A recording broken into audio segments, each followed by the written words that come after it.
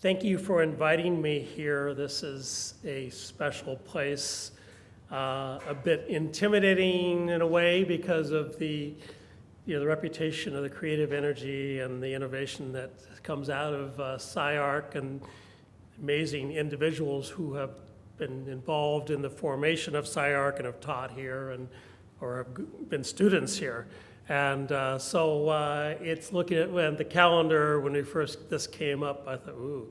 But it's really exciting for me to be here. So yes, we're talking about the revised 6th edition of an architectural guidebook to Los Angeles. This is a project that started, as you see, back in 1965, nice petite little volume, and through the years has been the production of two authors, Robert Winter and David Gebhard. They came up with the idea, and they had a wonderful collaboration and kept it going together, and about every decade they would put out a new one. David Gebhard passed away in 1996. Robert Winter was on his own really for the 2003 edition. I was a student of his at Occidental College, and he had asked me right at the end in 2015, because we lived close to each other, and he asked me if I'd like to take on this task of getting out another edition, and which I was floored. I really thought that 2003 would be the last we'd ever see of one. So put 3 years into it, and a lot essentially was taking apart, blowing it up, and starting over again. Not really starting over again. Most of the languages from Gebhard and Bob Winter, but totally reorganized, combed out a lot of things that are gone, things that you can't see, things that for which we had better examples for some architects. So it was a massive project. There's 2,300 different entries in the guide, and it covers all of Los Angeles County. To get the right key here. So yeah, the two academics at the heart of this, on the left, Robert Winter from Indiana, came to California in the mid-1950s, had a teaching position for a little while at UCLA as a teacher of social history, not a teacher by profession of architecture. But he came to Occidental College in Eagle Rock in the early 1960s and had a wonderful 31-year career there, very beloved professor, and just enthusiastic person. That's how I met him. I was in undergraduate at Occidental. David Gebhard, 4 years younger than Robert Winter. Mr. Gebhard, born in Minnesota, came out to Southern California in the mid-1960s to take on a position teaching architectural history at University of California, Santa Barbara. And he held that position until his untimely death, as I said, in 1996. It's hard for me to give, sometimes I try to give them equal time, and tonight I won't really, as far as Mr. Gebhard's been dead for a while, and Bob Winter just passed away last February. We know him more locally in the LA area. We know him particularly for his years living at the Batchelder House, this wonderful house right on the edge of the Arroyo Seco in Pasadena, built by and for the famous craftsman tile maker Ernest Batchelder. This house had only two prior residents. Bob Winter, the second resident after Ernest Batchelder, was an esteemed landscape architect, Francis Dean. And Bob Winter buying it in 1972, became only the third owner, and a very special place. And it amazes me to think Bob lived a very long, fruitful life of 94 years, and he spent half of it here. So the thing is, with this, people tend to associate Robert Winter, and I'll go back between Bob Winter and Robert Winter and Dr. Winter, but people associate him quite a bit with the arts and crafts movement in Pasadena. They associated him with bungalows. They even took on a nickname of Bungalow Bob, and he loved all that. But he also the drawback to that is he, way before he was in this house, way before he was connected to the Arroyo Seco and the bungalows, he had a genuine interest in many different facets of architecture, many different styles, many different architects. So he, in the end, typecast a little bit with this whole arts and crafts bungalow thing because his knowledge and research was fairly wide reaching. So tonight, every presentation I do is a little bit different, and I just can't stand repeating myself, and I try to think, okay, well, how can I sort of make it connect to the group of that particular evening? So tonight I thought I would do the first half, really two themes in the presentation. The first half is just giving you some examples of the work of architects that we historically connect to SCI-Arc. And I decided I was going to do that and then realized after a while it's kind of a minefield because I'm going to basically give you some examples from 7 different architects. There's so many, wonderful people, stars in the field that have been connected with here that by mentioning one and not mentioning another, I'm sort of leaving myself up in a trap. But let's start, of course, with Mr. Kappe, the man whose name is on this library. He, in 1972, Ray Kappe was a co-founder of SCI-Arc, then just called the New School. It began its first year in October '72 with 7 instructors. Ray Kappe was the director and 70 students. They met at 1800 Berkeley Street, which I'm trying to figure out, was that a house? Because it's near the Brentwood Country Club, but outside. So some examples, beginning with the house that Mr. Kappe designed and built for himself and his family. A wonderful location in Rustic Canyon, deep in the woodsy area. An architect that I really respect that passed away way before his time, Stephen Canner, said maybe the greatest house in Southern California. Linda Dishman, president and CEO of Los Angeles Conservancy, called it the quintessential tree house. And I've gone by there on my own, gone by my walking groups. I've probably gone by here for a dozen years, and that jaguar in the middle has never moved. I think it's a fixture. But going on to a few more examples of Mr. Kappe's work here is with Kahn and Lottery. And just notice in a lot of these slides, the bottom line is this book is all about Los Angeles County, so that's, Naples, of course, the canals and Belmont Shore area and Long Beach. And so, I mean, one of the things that maybe you get an idea of as you're looking at some of these images as we represent books all over the county, from Palos Verdes to Malibu to Antelope Valley to Claremont, and everything in between. This is right on the Strand in Manhattan Beach.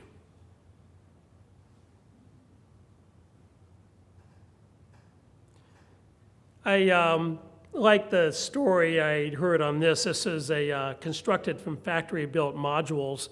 The name of the project reflects the high intentions of the architects and builders. This was a collaboration between Ray Kappe and Living Homes. And that's a collaboration, I think, that is still going on some. So their goal and how they named this house, this project, was 6 zeros. 0 waste, 0 energy, 0 water, 0 carbon, 0 emissions, and 0 ignorance. Moving on, Morphosis in the days when Mayne Rotondi was part of, Mayne Rotondi and Thom Mayne together as part of this firm. This is in an alley in Venice. It's a studio built on top of a garage with a pyramid roof and a skin of asphalt roofing shingles. A 4-part window is a playful theme. bright colors enhance the dollhouse quality of the design. And then going on to Mr. Rotondi on his own, much has been talked about and written about this project that's right on the edge of the, just north of here in the brewery area. This was he started with a 1922 industrial building, and Michael Rotondi was an alumnus of SCI-Arc. He was named director in the 1980s. And of this, I think David Gebhard wrote this, Rotondi added great sales in panels and metals and metal. Some people might call this deconstruction. Others might see it as construction with a vengeance. Another good, much newer work from the studio of Michael Rotondi. And of course, most of you would know immediately Thom Mayne. Thom Mayne is a co-founder of SCI-Arc, as a trustee. He's a frequent guest lecturer, I think. This is Morphosis, Mayne with the principal as Thom Mayne. He has received the Pritzker Prize in 2005. Probably after Frank Gehry, the second best known name in contemporary architecture in Los Angeles. He's still very active and producing quite a bit. This is it's 5 years old now. It seems like it was just built.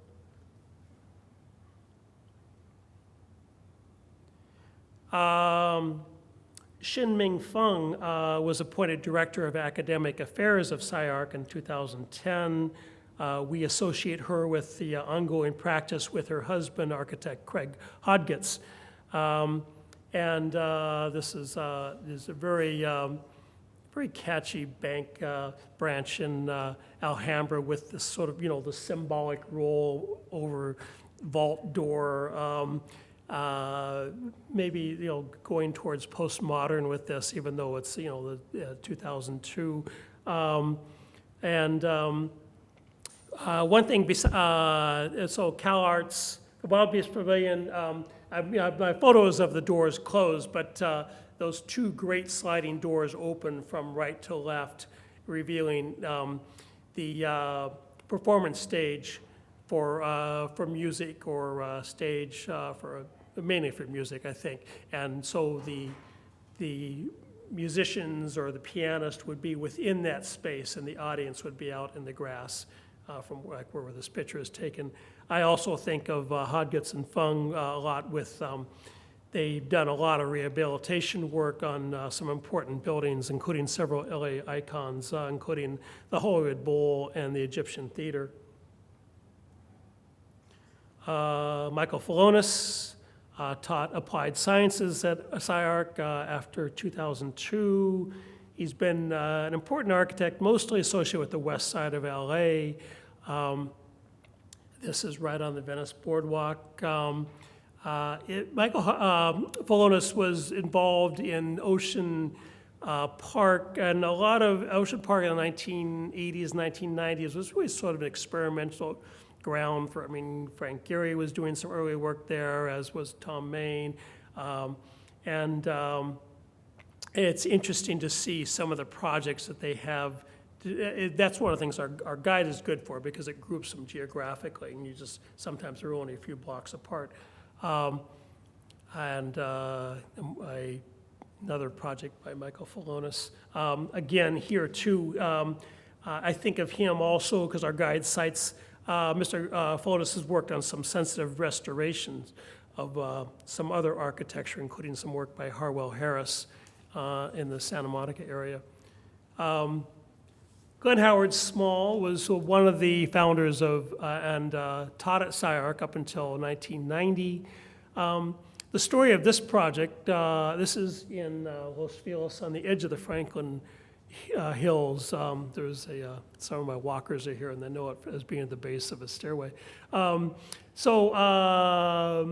story of this project is well told by Michael Locke. Michael Locke is a local realtor who has this indispensable Flickr page dedicated to local architecture. And he learned and wrote on his page that Glen Small took part of a house without character and equipped it with a series of quarter curves into a flowing structure where the walls curved up to take the place of the roof. And then Mr. Anthony Eckelberry is a student of SCI-Arc, a student of Mr. Smalls, and he took over the project after it wasn't quite done and completed the design and reworked the windows to complement the open design. So it's a nice story of a collaboration between teacher and student. Frederick Fischer has taught at SCI-Arc in the past. Besides their independent work of this firm, I associate the Fischer's firm with collaborations with the Annenberg Foundation and with faithful restoration of some buildings designed by A. Quincy Jones. And this is one of my favorites in Santa Monica. Owen Moss was appointed director of SCI-Arc in 2002. He's among the distinguished faculty, teaching in the design studio and history plus theory. Certainly what we think of Owen Moss is associated most with his colossal and enigmatic creations in the Hayden tract of Culver City. No visitor to Los Angeles that has even the slightest notion or interest in architecture should leave town without coming to the Hayden tract. It's just another. This is just completed 3 years ago now.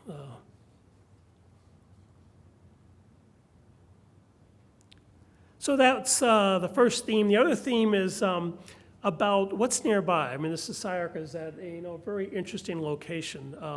So I thought, well, let's just take a mile away in different directions and show you some examples. I mean, I could give you hundreds of examples of interesting or important buildings. I thought I'd just pick out a few from our guide and just kind of give you an idea what an important area this is.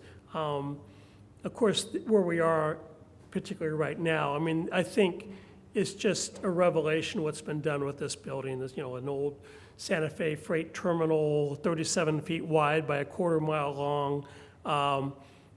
It is really perhaps the most significant work of adaptive reuse in the region. I recall I worked my career was in the produce logistics in the fruit and vegetable industry, and I lived in Northeast Los Angeles, and this we're talking about in the late 70s and the 80s, going to the 90s, and I would drive, using different shortcuts, and very often I'd come down Santa Fe, and I'd look at this building and I'd say, what a great old place. I'm sure, next week it's gonna be torn down, and then I wasn't here. I worked in the Valley by the time it was reconfigured, and so to see what happened here is just, I almost feel like a personal, it's just it's something to celebrate every time I look at it. But moving on, nearby, on Traction Street, the Roebling Warehouse, produced by a very prestigious firm in the early 20th century Los Angeles, Hudson Munsell. This, recognize a bit of an A-frame, not a flat iron look to the front there. And that's a case of, many of the buildings in this area are built on built around railroad tracks and sidings. So the buildings very often have odd shapes or odd, even though the building we're in, of course, it's straight and narrow, but the buildings in this area have a special characteristic that architects have sometimes done very well to enhance. Another thing in this, at the Roebling Warehouse that I particularly like is it's not part of, if you go to the brewery, you don't really see this. If you go through the yellow, the door framed in yellow there under the 216, in the lobby that you don't usually get to go into are these wonderful bachelor tiles. So getting back to, of course, Robert Winter and the bachelor tile tradition. Also, they have a stairway with this banister rail made of the wire rope, a type of cable that Roebling was famous for. I mean, I think that building was mainly used as a distribution center for the wire rope that was produced in Trenton, New Jersey. And of course, we associate Roebling so much with the wire rope and the Brooklyn Bridge. So I mean, I love to have that connection here in this neighborhood. Certainly one of the iconic locations in Los Angeles, Union Passenger Terminal. Now people generally call it Union Station. It was the last of the great American rail terminals built in America, and but we're, fortunately now it's with Metro and the subway and the light rail, Metrolink, it's sort of living a new life, and it's being done so with quite a lot of care for the form of the building, that has not been turned upside down as far as what we experience out of the building. Another Metro production, this is like if you went to the back corner of Union Station, looked catty corner, this is a bus maintenance and operation facility. It's, I think, quite chic for its location and its use. Of course, one of the icons of Los Angeles City Hall, also within a mile of here. This is a collaboration, the only collaboration of these three wonderful architects, three of the most important figures in Los Angeles architecture in the first 4 decades of the 20th century. And thinking of the City Hall, but thinking, our book does also, besides, brick and mortar and stucco and steel, our book's involved with landscape architecture, and have to do a little call out for Grand Park, produced by Rios Comeni Hill.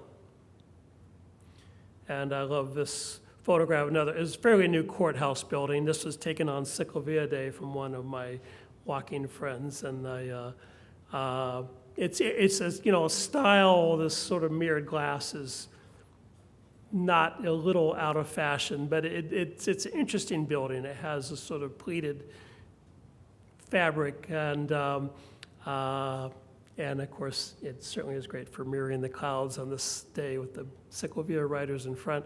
Also within a mile is the Bradbury Building, one of the great interiors of Los Angeles, another place that you have visitors from LA, you definitely want to take them to.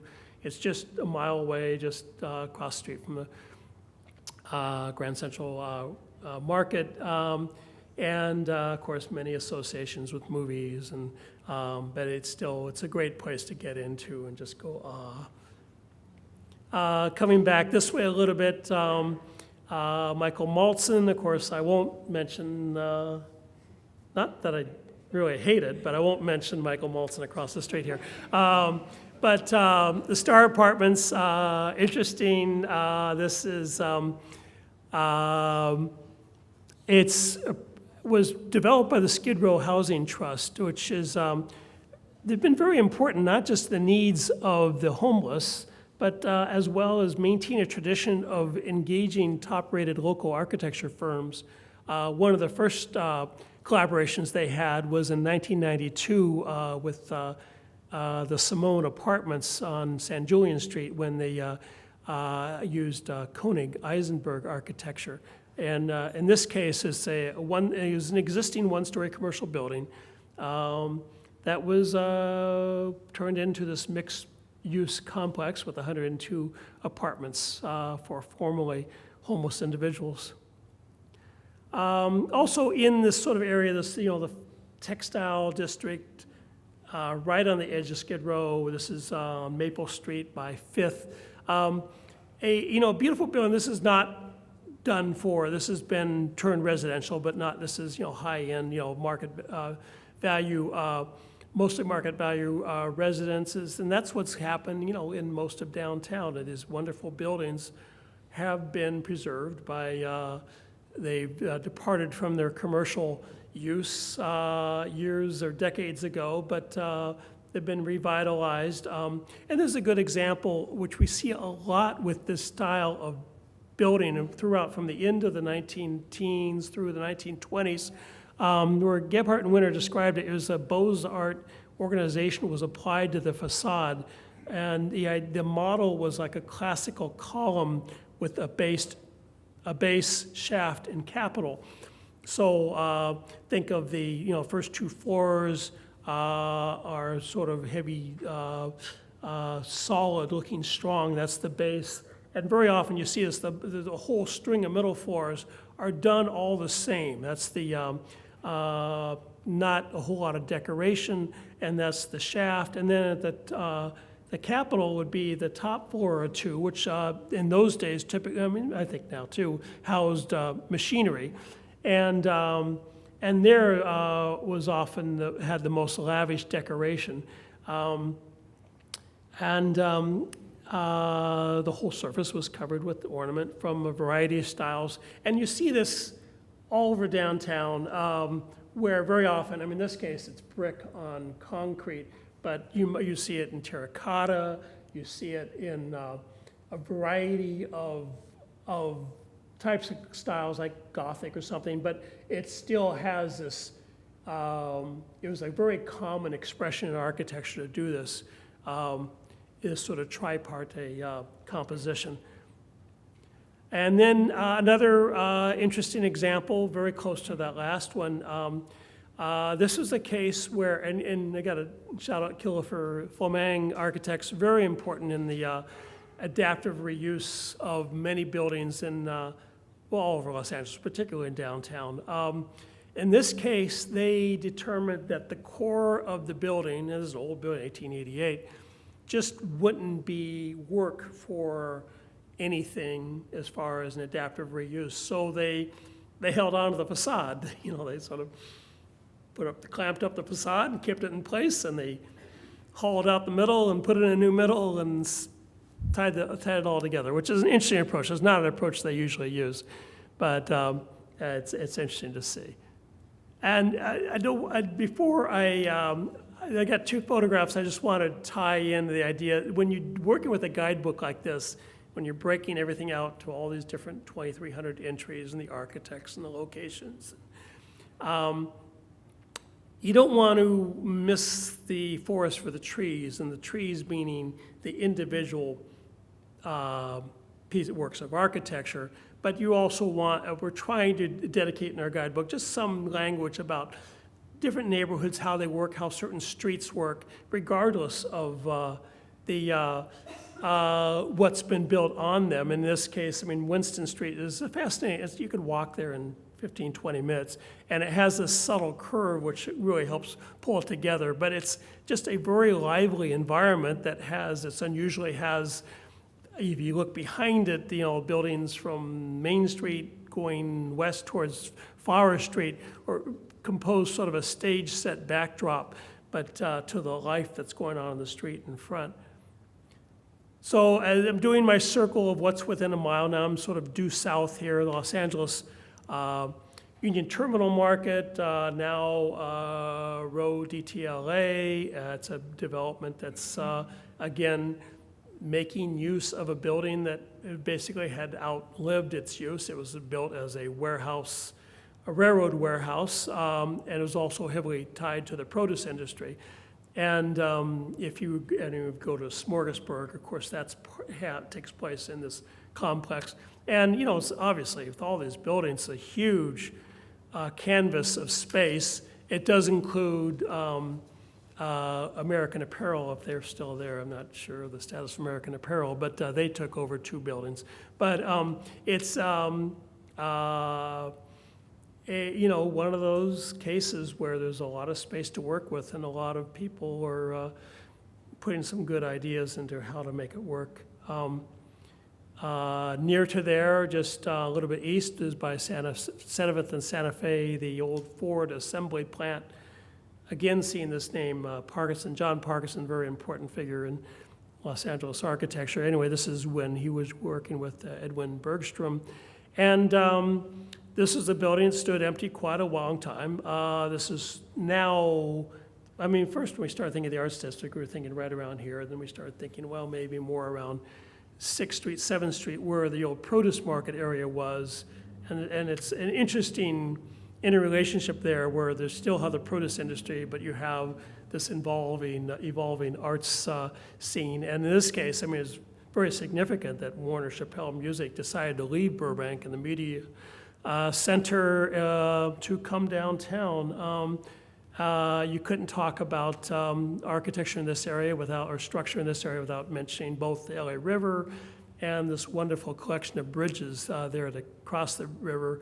And of course, it's the 4th Street Bridge. In the foreground, underneath, you see what was left of the 6th Street Viaduct when it was being taken down. It's totally down now and being replaced. It's a victim of the cement had a fatal flaw and it would have fallen down. So now Mr. Maltzan, again, this is ongoing. It's well underway. 3 years to go maybe for the new bridge with all the arches and then finally, my circle takes us to Boyle Heights. This is also just within a mile. The Cummings Block was another case where a building was an old building, the 19th century building, reworked, and it's you can see it's an addition on the it does not very well not matched addition on the left side of it there. And this is one of those great stories of my last of this series, where I just love this. Working on a guide like this, makes you hear things or read things. This is this chapel, and the Hollenbeck Home for the Aged started in 1896. It was really Los Angeles' first senior or care center.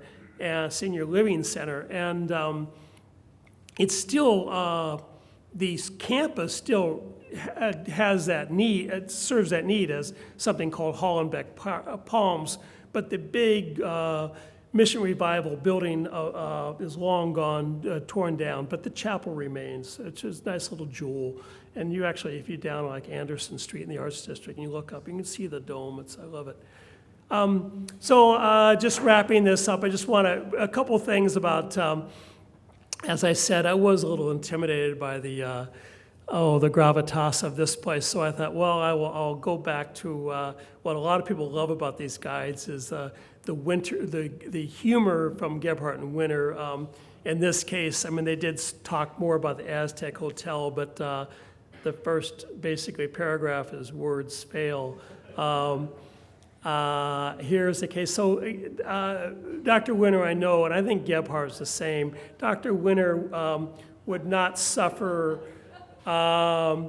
students or faculty members or architecture builders that were too full of themselves or took themselves too seriously or got too carried away. And in this case, so he's gushing gable after gable protrudes, shaming the Green and Green brothers into insignificance. And here again, where I think he's thinking that a little bit of over-enthusiasm, a marvelous misinterpretation of Vitruvius on a small scale. This is in the valley. We admire bankers who have the nerve to go deep into the architecture of fantasy, but it's like, how much would we trust a banker that builds buildings like this? And it's interesting to look at the date on this, because I was thinking this in the next slide, which is essentially the last slide, about with the anniversary of the moon mission. There's a lot about documentary information about the space race in the 1950s and the Eisenhower years. So this is a product. I mean, look at 1957 and images people had of space and things. And this one in particular, this is a tombstone. And Bob loved this. Bob he just said, "Oh, you must go and see this and get a good photograph." It confronts us with a tall rocket ready to take us quickly to heaven. So basically, that's what this book's about: is the collaboration between Gebhard and Winter, and went on for more than 5 decades. Severed prematurely with Mr. Gebhard's passing away. I was honored in 2015 to be asked on board, put out another book, so the collaboration lived on there. And then the collaboration between Robert Winter and me on one hand, and Angel City Press, Angel City Press has this wonderful fleet of books about arts and culture in Los Angeles. I mean, if you go like across the Hennessy and Ingalls, they're just all over, beautiful books that you can't put down. And so, I mean, they were a good match for me and for us in this book. And they use, they've always liked to use Amy Inoue of Future Studios for the book design, and she did a great job with this one. So thank you, that's my presentation. And